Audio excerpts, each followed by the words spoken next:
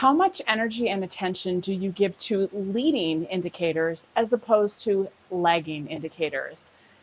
We've all probably heard the metaphor of the frog in a pot of boiling water, where if you drop a frog in, it immediately will jump out because it is hardwired to respond to dramatic threats to the environment. But if you put a frog in a pot of room temperature water and incrementally turn up the heat, it will eventually just succumb to its own demise because it's not hardwired to pay attention to subtle hints along the way, those leading indicators. And in that respect, we kind of are a little bit like frogs because we tend to ignore those leading indicators. Like maybe we know we haven't been taking care of ourselves in the way that we would like or that we know that we should.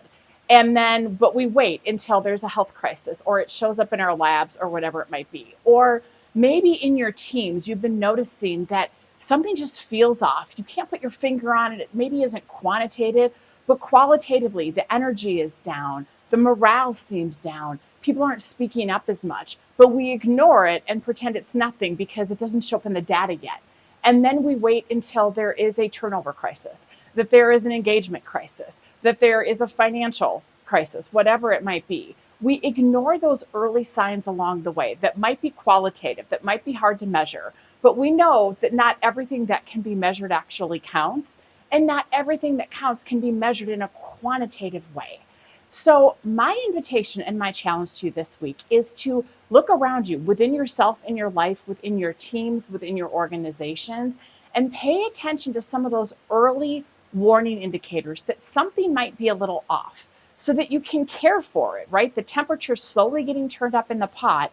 Don't wait for it to be boiling water. Don't wait for it to be a disaster. And then we look for quick fixes that don't work.